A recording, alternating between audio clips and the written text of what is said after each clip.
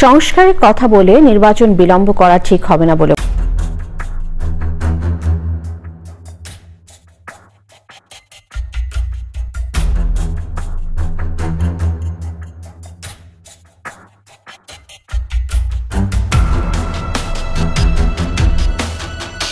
বাংলা সংবাদে সবাইকে স্বাগত জানাচ্ছি আমি চিন্তিয়া হক। শুরুতেই সংবাদ শিরোনাম। এতদিন আমরা ছিলাম ফ্যাসিবাদের মধ্যে, এখন আছি মুসিবতের মধ্যে। রাফি হোক, সে হাসনাত আব্দুল্লাহ হোক, আরিফ সোহেল হোক, কাউকে গোনার আমাদের টাইম নাই। এদেরকে পদত্যাগ দিতে হবে, না হলে জাতীয়করণের ঘোষণা এই মাঠে দিতে হবে।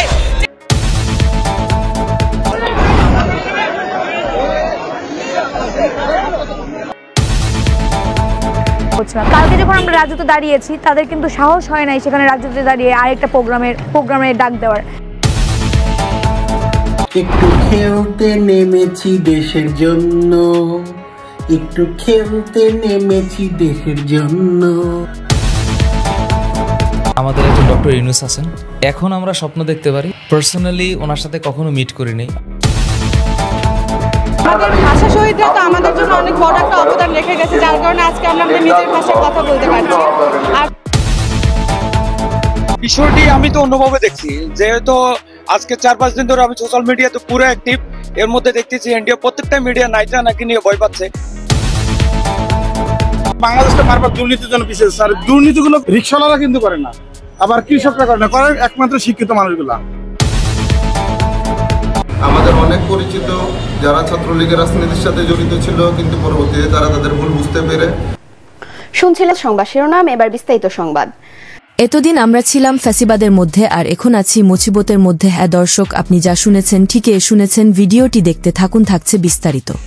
এদিকে একটি সম্মেলন থেকে এক ছোড়তা এমন বক্তব্য পেশ করতেই না করতেই হঠাৎ করেই সেখানকার সবাই হেসে উঠে হাততালি দিয়ে বাহাবা দিচ্ছে। এতদিন আমরা ছিলাম ফ্যাসিবাদের মধ্যে, এখন আছি মুসিবতের মধ্যে।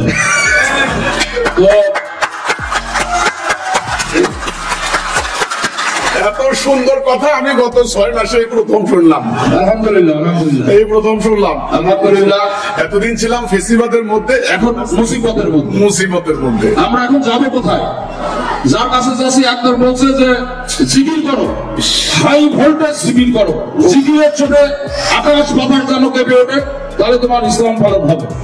আরেকজন বলছে যে না, জিগির করবা ঠিক আছে, জিগিরটা হবে হালকা স্লো, যাতে আশপাশে 2-1 বেশি শুনতে না পায়।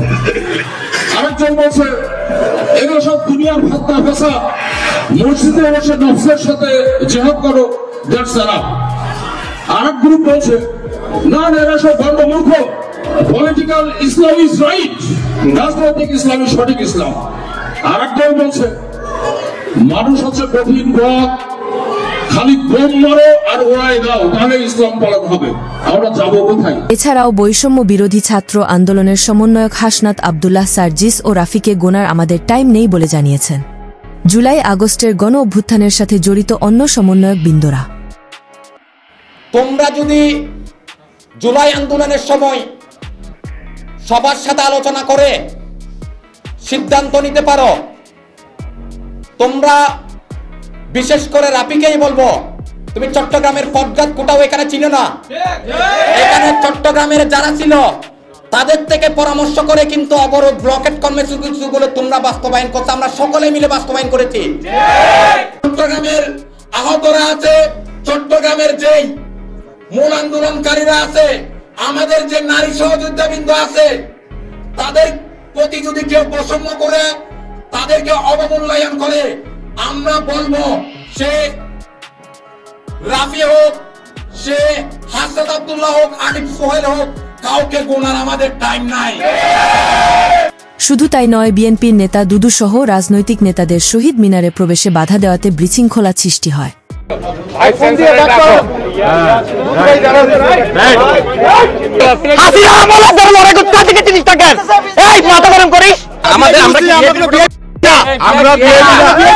আমরা প্রিয় দর্শক, আমরা এই মুহূর্তে শহীদ মিনারে প্রবেশ করার মূল ফটকে রয়েছি এবং এই মুহূর্তে আপনারা দেখছেন যে এখানে রাজনৈতিক নেতৃবৃন্দকে আটকানো হচ্ছে।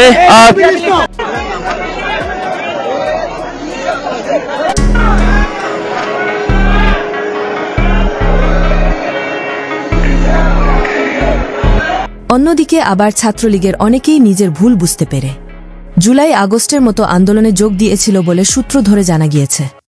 আমাদের অনেক পরিচিত যারা ছাত্রলীগের রাজনীতির সাথে জড়িত ছিল, কিন্তু পরবর্তীতে তারা তাদের ভুল বুঝতে পেরে 16 তারিখ থেকে অনেকে আমাদের সাথে আন্দোলনে কাঁধে কাঁধ মিলিয়েছে।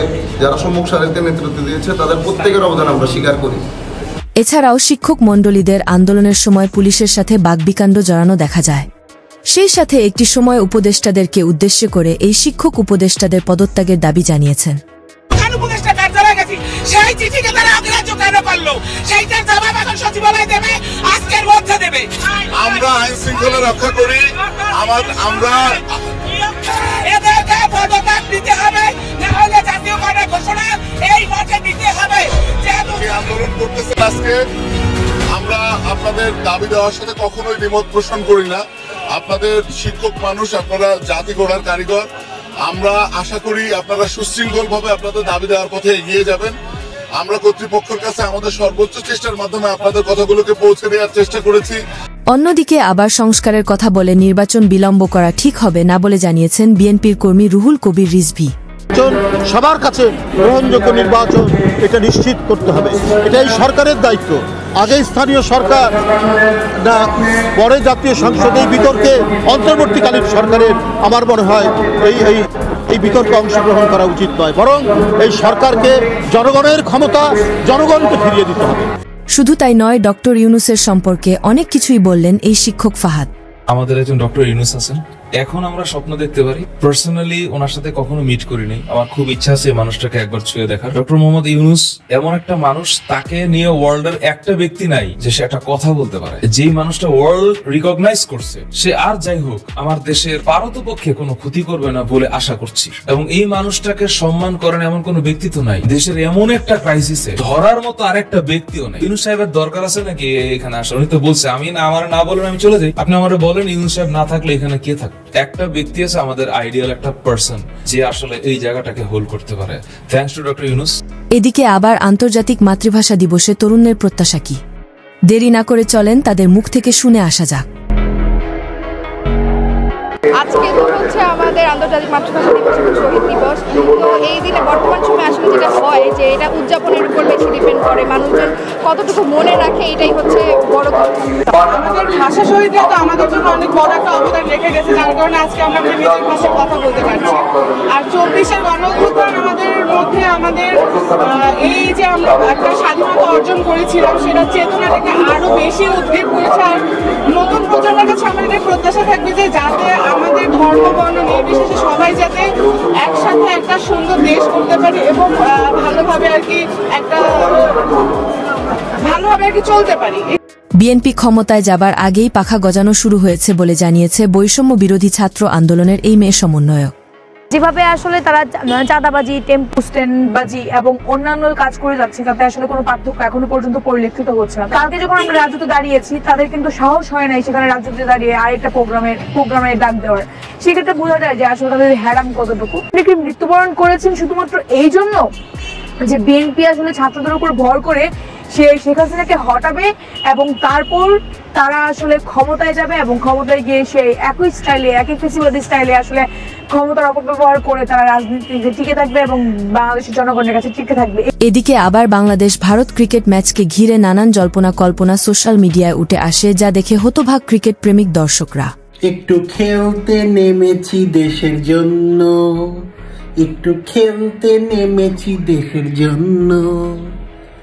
বলো খাবো উইকেটও দেব, বলো খাবো উইকেট দেব, রান করব সামান্য, একটু খেলতে নেমেছি দেশের জন্য। বিষয়টি আমি তো অন্যভাবে দেখছি, যেহেতু আজকে 4-5 দিন ধরে আমি সোশ্যাল মিডিয়াতে পুরো অ্যাক্টিভ।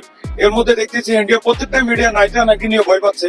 আজকে কেন ম্যানেজমেন্ট নাইট রানাকে রাখলো না, এটা আমি বুঝতে পারতেছি না। নাইট রানাকে আজকে রাখা 100% জরুরি ছিল।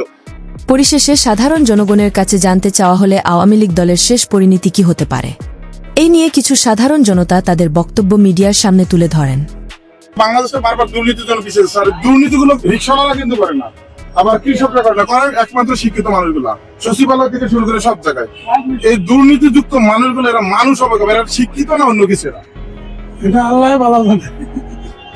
আওয়ামী লীগ এখন দেউলিয়া এবং আওয়ামী লীগ এতটুকু আরো বিশ্বাস করে যে আওয়ামী লীগ কিছুদিনের মধ্যে নিষিদ্ধ হবে, কারণ নিরস্ত্র মানুষের উপর যেভাবে গুলি চালিয়েছে, 2000-3000 মানুষকে হত্যা করেছে, 50,000 উপরে মানুষকে আহত করে হসপিটালে রেখেছে। সো এর বিচারের মাধ্যমে সে আওয়ামী লীগ নিষিদ্ধ হয়ে যাবে। সো পাগলের প্রলাপে কে কি বলো না বলো এগুলোতে আমরা কান দিচ্ছি না, এবং আমরা জানি যে আমেরিকার পররাষ্ট্র নীতি যেই ক্ষমতায় আসুক না কেন তাদের পররাষ্ট্র নীতি চেঞ্জ হয় না। শেষমেশ কি আওয়ামী লীগ সব বাধা পেরিয়ে নির্বাচনে আসতে পারবে কিনা তা আমাদের কমেন্ট করে জানিয়ে দিতে পারেন।